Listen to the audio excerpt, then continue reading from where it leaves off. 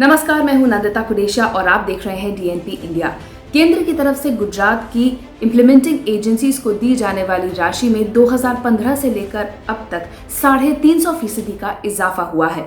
CAG ने 31 मार्च 2020 को खत्म होने वाले फाइनेंशियल ईयर के लिए राज्य की फाइनेंशियल ऑडिट रिपोर्ट पेश की है गुजरात विधानसभा में, और ये मंगलवार 28 सितंबर को ही पेश की गई थी। ये 2 दिन के मॉनसून सत्र का आखिरी दिन था। आपको बता दें, कैग ने ये भी कहा है कि जो राशि केंद्र ने सीधे गुजरात की कार्यान्वयन समितियों को दी है, उसमें निजी ट्रस्ट, शैक्षणिक संस्थान और व्यक्ति भी शामिल है, जो कि राज्य की एनुअल फाइनेंशियल स्टेटमेंट्स में नहीं दिख रही हैं। कैग की रिपोर्ट में कहा गया है, 1 अप्रैल 2014 से केंद्र सरकार ने केंद्र से प्रसारित स्कीम और अतिरिक्त सहायता गुजरात को देनी शुरू कर दी थी। ये राशि सीधे कार्यान्वयन एजेंसियों को दी जाने का सिलसिला 2019-20 तक चलता रहा। ये राशि 2015-16 में 2,542 करोड़ थी, जो कि साल 2019-20 तक 350% बढ़कर 11,659 करोड़ रुपए हो गई है। 2019-20 के दौरान राशि का बड़ा हिस्सा केंद्र सरकार की तरफ से कुछ खास जगहों पर ट्रांसफर किया गया। निजी कंपनियों को 837 करोड़ रुपए, निजी शैक्षणिक संस्थानों को 17 करोड़ रुपए, ट्रस्ट को 79 करोड़ रुपए, रजिस्टर्ड सोसाइटी एनजीओस को 18.35 करोड़ रुपए और व्यक्तिगत 1.56 करोड़ रुपए दिए गए हैं।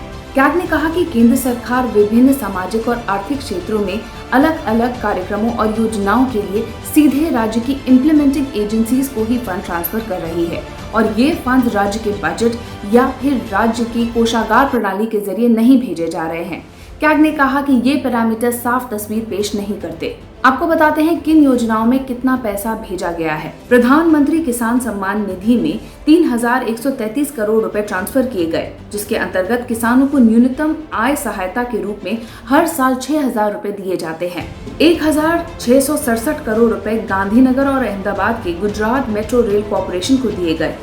इनमें दोनों शहरों में मेट्रो प्रोजेक्ट का काम देख रहे राज्य और केंद्र सरकार की कार्यान्वयन एजेंसियों की आधी हिस्सेदारी है। 593 करोड़ रुपए सीधे Mahatma Gandhi National Rural Employment Guarantee Scheme में ट्रांसफर किए गए, जो गरीब घरों में हर साल करीब 100 दिन के रोजगार की गारंटी देता है। Member of parliament local area development scheme के लिए 182 करोड़ रुपए दिए गए।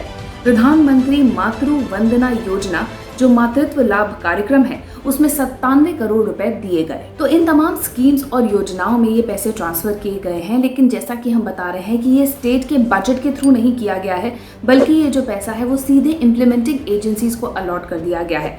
तो साफ वजह है कि राज्य का जो एनुअल फाइनेंशियल स्टेटमेंट है, उसमें ये राशि नहीं दिखा रही है। अब ऐसी स्थिति में अगर राज्य की आप टोटल रिसीट्स और एक्सपेंडिचर देखें तो ये राशि कहीं भी नहीं दिख रही है। साथ ही जो कुछ और फिस्कल वेरिएबल्स हैं और उससे जुड़े पैरामीटर्स हैं, उनकी पूरी तस्वीर भी सामने नहीं आ पा रही है। कैग ने कहा कि बिना बजट प्रावधान के किया गया खर्च वित्तीय नियमों का उल्लंघन है और वित्तीय अनुशासन की कमी को दर्शाता है। कैग की रिपोर्ट में ये भी कहा गया है कि ग्राम पंचायतों को 14,273 करोड़ रुपए दिए जाने की जानकारी सरकारी खातों में नहीं है।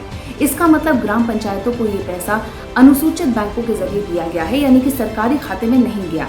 अब सरकारी ऑडिटर का ये कहना है कि जब सरकारी बैंकों में पैसा आया ही नहीं, तो फिर इसके खर्च किए जाने का पता लगाने का उनके पास कोई तंत्र नहीं है। कैग ने अपनी रिपोर्ट में ये भी कहा है कि 14,273 करोड़ रुपए ग्राम पंचायतों को ट्रांसफर किए गए हैं, लेकिन इनका सरकारी खाते में कोई भी मेंशन नहीं किया गया, यानी कि ये पैसा ग्राम पंचायतों को अनुसूचित बैंकों के जरिए दिया गया, यानी सरकारी खाते से बाहर। अब सरकारी ऑडिटर का ये कहना है कि जब सरकारी खाते में पैसा आया ही नहीं, तो फिर उसके खर्च को दिखाने का उनके पास कोई भी तंत्र मौजूद नहीं है। कैग ने गुजरात सरकार को ये सुझाव भी दिया है कि वो जरूरत के आधार पर और विश्वसनीय अनुमानों के आधार पर एक सही बजट तैयार करे। कैग ने कहा कि गुजरात की बजट नामावली 1983 में साफ कहा गया है कि कोई भी खर्च बजट प्रावधान के बिना और सप्लीमेंट्री डिमांड के अनुमान के आधार पर किसी भी स्थिति में नहीं किया जा सकता है। 2019-20 में 2 मामले सामने आए जहां 1 करोड़ से ज्यादा की राशि खर्च की गई है। वैसे ये पहला मामला नहीं है जब केंद्र सरकार की गुजरात पर मेहरबानी का मामला सामने आया हो। अभी कोविड में ही वेंटिलेटर्स का एक ऑर्डर गुजरात की ज्योति सीएनसी ऑटोमेशन को दिया गया, वो भी तब जब हेल्थ मिनिस्ट्री की DGHS की टेक्निकल टीम ने इस कंपनी को रेकमेंड भी नहीं किया था। बाद में पता चला कि इस कंपनी के जो प्रमोटर्स हैं वो बीजेपी से जुड़े रहे हैं। इस कंपनी के एक पूर्व प्रमोटर तो प्रधानमंत्री को महंगा सूट दिए जाने की कंट्रोवर्सी में भी शामिल थे। मंगलवार 28 सितंबर को गुजरात विधानसभा में राज्य की वित्तीय लेखा रिपोर्ट पेश की गई और इसमें साफ कहा गया था कि 2019-20 के लिए राज्य का बकाया कर्ज 3,15,455 करोड़ रुपए था। हालांकि कैग की रिपोर्ट में कहा गया है कि ये कर्ज जीडीपी का 18.96% रहा, जो कि 14वें वित्तीय आयोग द्वारा अनुशंसित 25.76% की सीमा के भीतर ही है। रिपोर्ट के मुताबिक 2015-16 में ऋण जीडीपी का 21.49% ही था। हमारी इस रिपोर्ट के बारे में आपकी क्या राय है, कमेंट सेक्शन में जरूर लिखिएगा। साथ ही अब तक अगर आपने हमारा चैनल सब्सक्राइब नहीं किया तो जल्द ही इसे सब्सक्राइब, लाइक और शेयर कीजिए। नमस्कार।